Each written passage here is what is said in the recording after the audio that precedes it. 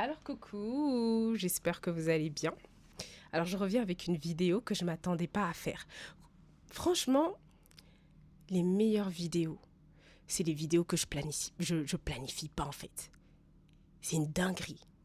J'adore dès que je vous dis à partir d'aujourd'hui sur ma chaîne, je viens avec une vidéo que je ne m'attendais pas à faire. Quand. Ça promet.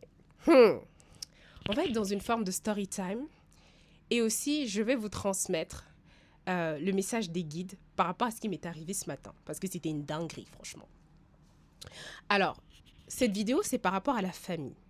Donc, il y a beaucoup de gens, et moi aussi y compris, qui se posent la question, mais pourquoi des fois on est dans des familles où tout est déréglé, ce que vous appelez communément famille toxique. Voilà, pourquoi on est dans des familles comme ça là, où on comprend rien, où tout est nyarami, on a du mal à s'entendre avec certaines personnes, nanani nanana. Ce matin, j'ai confronté une personne, un membre de ma famille.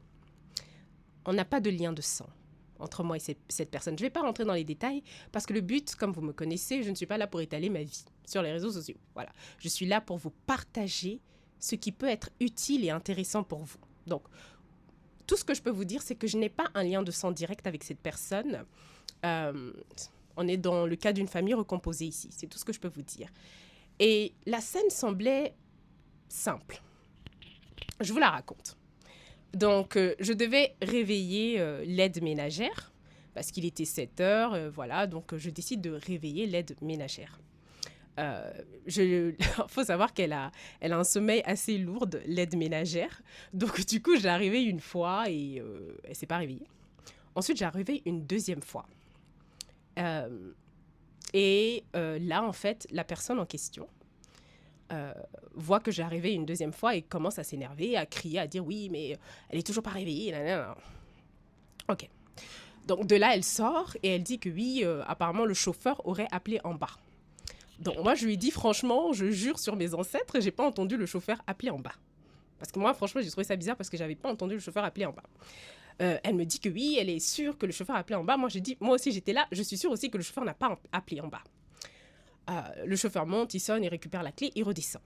Maintenant, je me dis, bon, peut-être que il se pourrait que moi, j'ai pas entendu et qu'elle ait entendu. Donc, je décide de demander au chauffeur, est-ce que tu as bien et bel appelé en bas?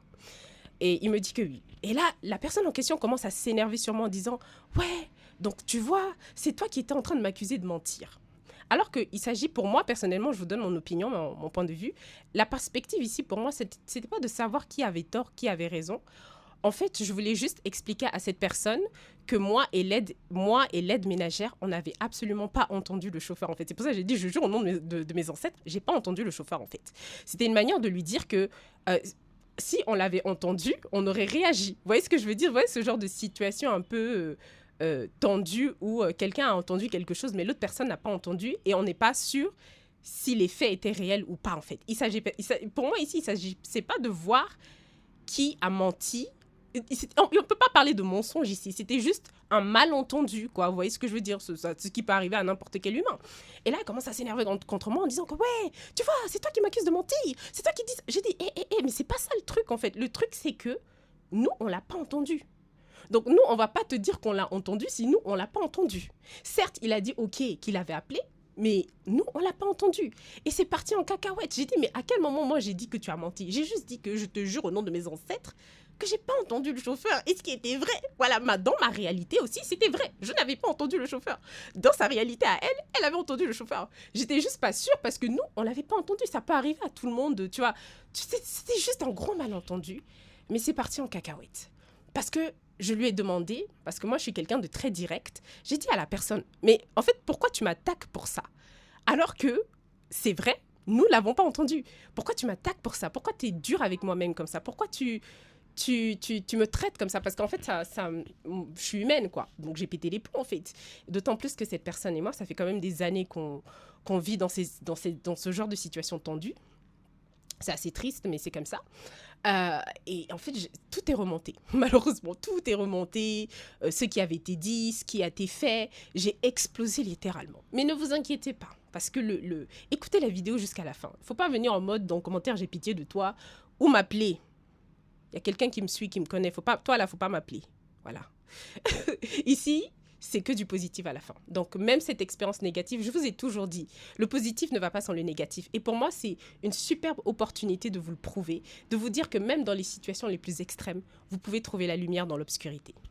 Bref, c'est parti en cacahuète. J'ai dit tout ce que j'avais dans le cœur parce que personnellement, je trouve qu'avec cette personne, en fait, il y a pas vraiment d'amour personnellement. J'en avais parlé, j'ai fait beaucoup de vidéos d'ailleurs à cause de cette situation où j'expliquais que l'amour finalement ne vient pas de l'extérieur. C'est très difficile de trouver l'amour à l'extérieur parce que les gens sont tellement versatiles et on ne peut pas les contrôler.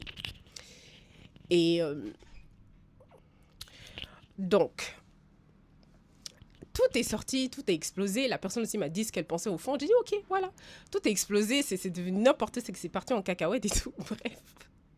Et du coup, à un moment donné, je suis allée faire le ménage parce que j'étais tellement en colère. J'ai dit, bon, il faut que j'évacue ma colère. Je vous ai dit, moi, I don't suppress my emotion, ok? Moi, je ne nie pas mes émotions. J'ai dit, ok, je vais aller faire un peu de ménage parce que là, vraiment, ça m'a énervée. J'ai pris la serpillière, le seau, l'eau. Je suis allée faire dépoussiérer le balcon. En fait, je sais pas vous, mais je pense qu'il y a des gens qui sont comme ça. Vous savez, quand vous êtes trop énervé et que vous avez besoin de faire quelque chose pour faire descendre la colère, bon, il y a plusieurs techniques dont je vous ai parlé. Bon, là, cette fois-ci, j'ai choisi de passer à l'action, de faire quelque chose pour un peu sortir de là parce que c'était trop. De là, après, j'ai craqué, j'ai pleuré. Et j'ai demandé au guide. J'ai dit au guide, mais dites-moi s'il vous plaît pourquoi j'ai signé pour ça. Pourquoi j'ai signé pour ça? Pourquoi j'ai signé pendant tant d'années pour ça? Alors que c'est toujours le même résultat. Et là, j'ai entendu la réponse la plus extraordinaire de toute ma vie. Tenez-vous prêts, pour toutes les personnes qui sont dans des familles compliquées, ce message, il est pour vous. Je sais que quand les guides parlent, ne prenez pas ça personnellement, parce que souvent les gens me disent, oui, on dit mes guides. Moi, j'aime pas dire mes guides. C'est pas des entités qui m'appartiennent.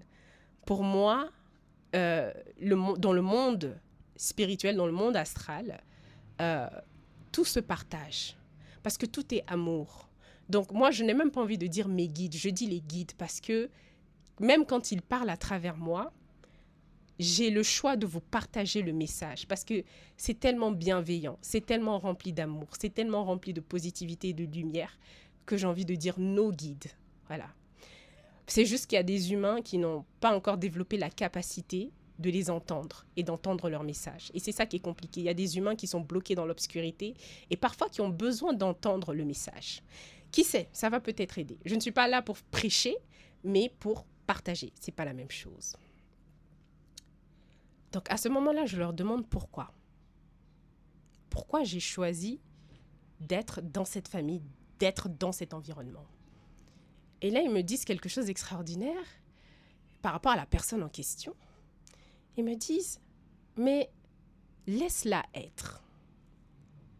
Laisse-la choisir le personnage qu'elle souhaite incarner. Il faut que tu comprennes que ce n'est qu'une facette d'elle-même. Et là, je me dis, quoi? C'est juste une fois. Ils me disent, tu es juste en train de faire l'expérience d'une facette de cette personne. En réalité, ce n'est pas qui est cette personne véritablement. Et là, les guides me rappellent, n'oublie pas que vous êtes d'abord des âmes. Vous êtes des âmes qui vous êtes incarnées dans des corps. Et quand vous êtes en conflit avec quelqu'un, par exemple un membre de votre famille, puisque c'était là le cas, vous êtes juste en train d'expérimenter une facette de cette personne, mais pas la totalité de qui elle est. Mais nous, on ne peut pas le voir parce qu'on est bloqué dans l'aspect physique de la personne, dans ce que la personne dégage sur le moment. Et ils me disent, cette expérience était nécessaire. Et cette expérience était importante parce que vous aviez besoin, vous tous, d'expérimenter ces différentes facettes de vous-même. Ils me disent, n'oublie pas que c'est un jeu. En fait, n'oubliez pas que c'est un jeu et qu'on est des personnages, en fait. Rien de ce que l'on vit n'est à 100% réel, puisque la réalité, c'est qu'à un moment donné, on va tous quitter cette dimension. Donc, tout ce que l'on vit, ce sont des expériences qui représentent différentes facettes de nous-mêmes ou des personnes avec qui on a l'expérience. Ensuite, ils me disent, il faut que tu comprennes maintenant ce que c'est le sens, le vrai sens de la famille. rien à voir avec ce qu'on nous a dit. Ils nous disent, en fait, il est important de laisser le libre arbitre à chaque membre de votre famille.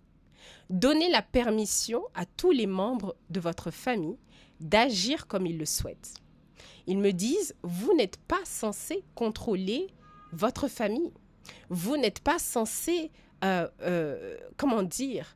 changer votre famille. Ce n'est pas votre travail. Ce n'est pas votre travail. Votre travail, pour les aimer, ils nous disent en fait, pour aimer votre famille d'un amour inconditionnel, ils m'ont expliqué ce que c'est aimer sa famille d'un amour inconditionnel, vous devez les laisser choisir être ce qu'ils souhaitent être dans la famille. Vous devez les laisser choisir leur rôle dans la famille. Vous n'êtes pas censé décider de comment mes parents doivent se comporter avec moi, malheureusement, comment mes frères doivent se comporter avec moi, comment machin doit se comporter. Vous n'êtes pas censé décider de ça. Vous n'avez aucun pouvoir dessus, parce que le but de la famille, c'est de laisser chaque membre décider de ce qu'il veut incarner au sein de la famille. Et en acceptant, accepter ne veut pas dire, parce que je vois certains venir en disant « Oui, mais moi, j'aime pas le manque de respect, nanani, nanana. » Mais j'y viens, parce que même moi, je me suis plaint par rapport à ça. Mais encore une fois de plus, les guides, par rapport à ça, disent « Ne prenez aucun personnage de votre famille au sérieux. » Je sais, il y en a, ça va faire mal à entendre. Ils disent, ne prenez aucun personnage au sérieux. Ce sont juste des personnages, ce sont juste des rôles. Arrêtez de prendre ça personnellement, en fait.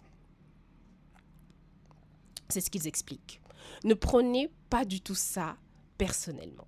C'est un jeu, c'est une expérience, vous êtes là pour apprendre, mais si vous voulez les aimer d'un amour inconditionnel, vous devez les laisser choisir.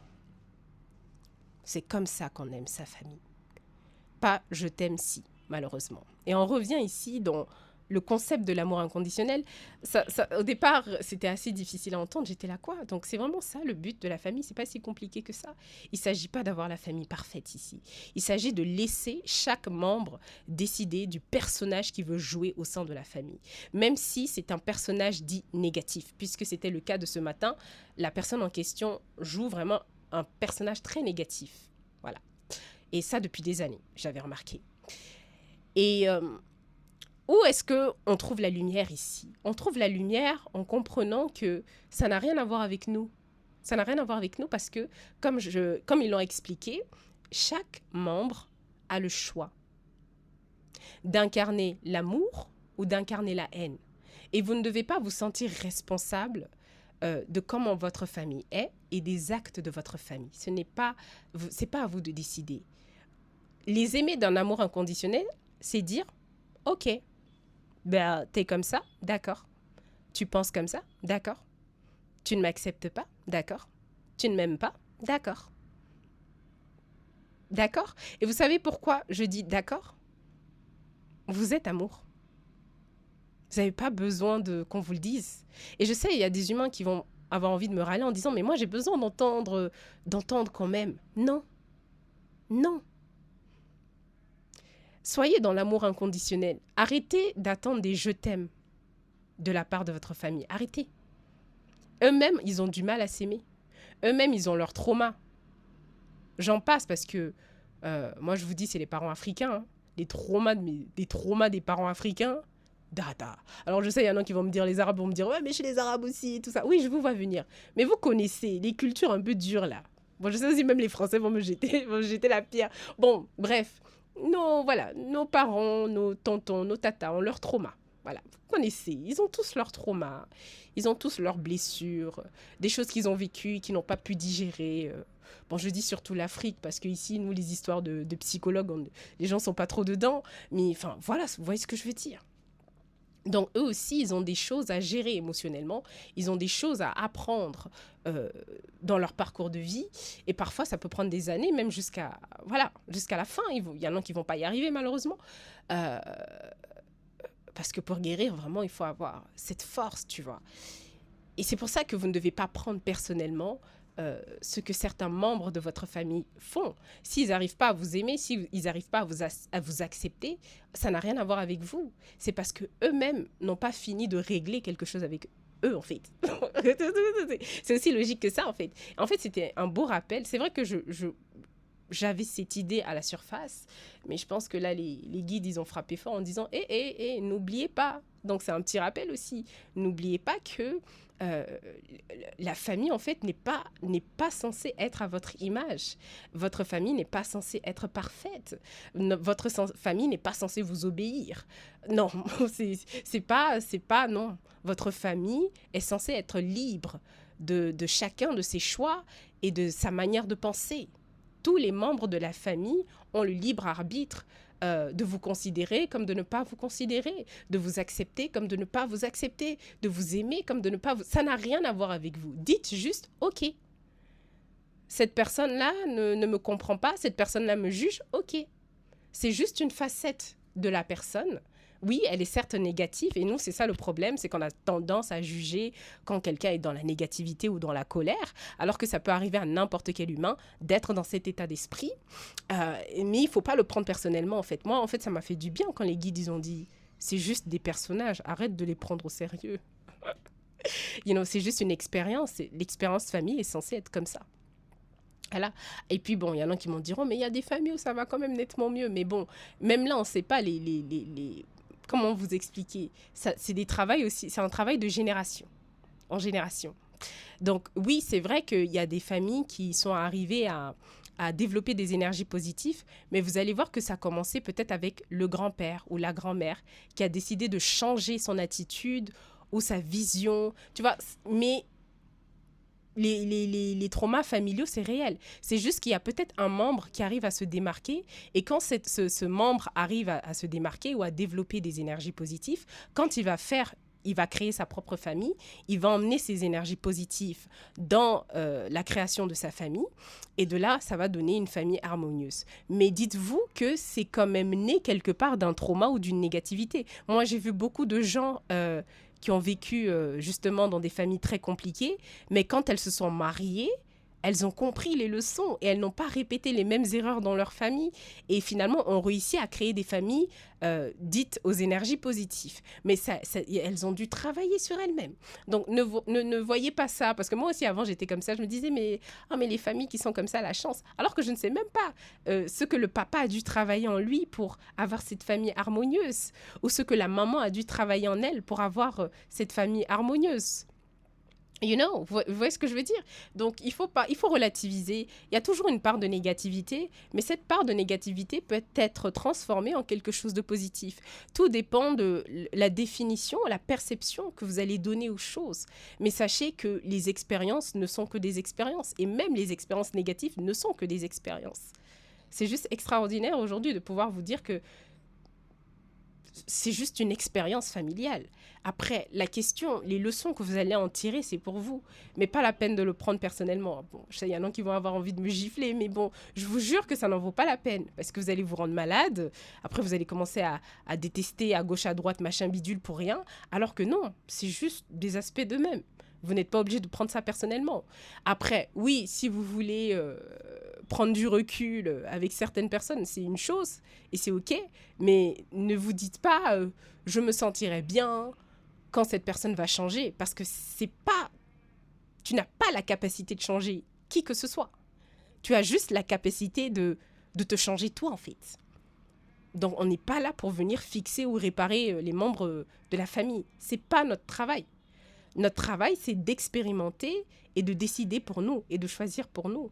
Et aussi, comme l'a dit les guides, d'accepter chaque membre tel qu'il est, même dans sa part de négativité. Accepter ne veut pas dire... je ne sais pas comment je vais expliquer, parce que souvent, quand on dit aux humains, accepter, ils pensent que ça veut dire tout subir. Accepter, ça ne veut pas dire subir. Accepter, c'est juste dire, OK, comme je l'ai dit, tu penses ça de moi, OK. T'es pas d'accord avec moi, OK.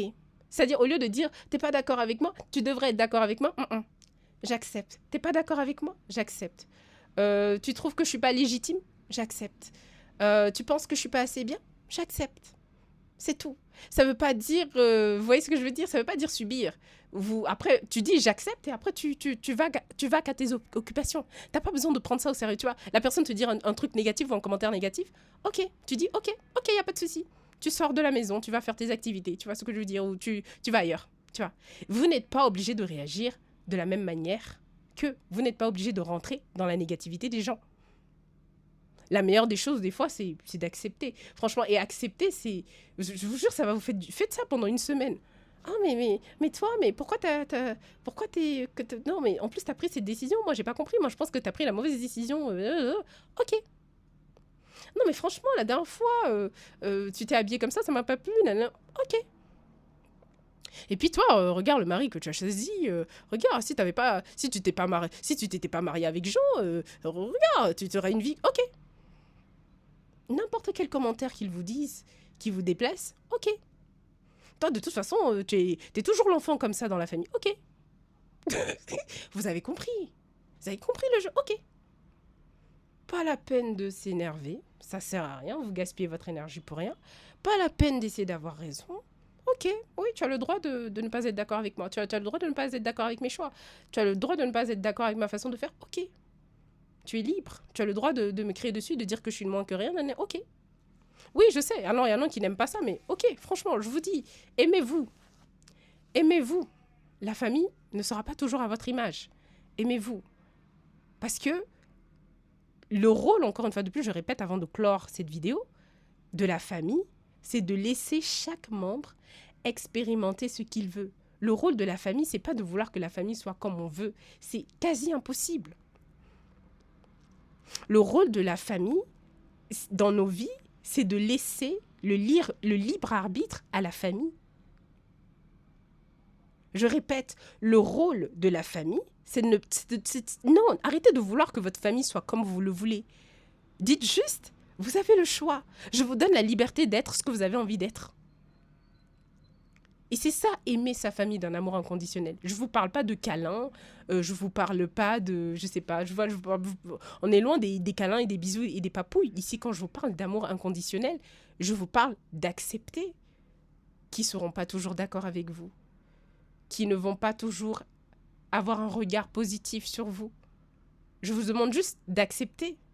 Et c'est ça, les aimer d'un amour inconditionnel. C'est dire, ok, tu as le droit de ne pas être d'accord avec moi. T'as le droit de penser que je suis une enfant indigne. T'as le droit de penser que t'as le droit de penser que je suis trop comme ça, que je vis une vie trop faste. Je sais pas, tu vois ce que je veux dire. C'est ça, les aimer. Ça n'a rien à voir avec bisous, câlins, hein, je vous promets. C'est tellement simple, l'amour. Mais j'ai l'impression que nous, les humains, on a tellement compliqué ce que c'est. L'amour, c'est accepter. Alors pour certains, c'est l'inacceptable, mais je vous promets, commencez à accepter, vous allez voir la différence, comment vous allez vous sentir. Vous allez vous sentir tellement léger et de moins en moins dépendant de ça. Et c'est 1000 fois mieux d'être dans l'amour que dans la guerre, hein, franchement, moi je vous le dis. En tout cas, c'est mon conseil. Prenez ce que vous voulez. Si vous ne voulez pas accepter aussi, c'est pas grave. Quand vous serez prêt, bon, ça se fera. Allez, ciao.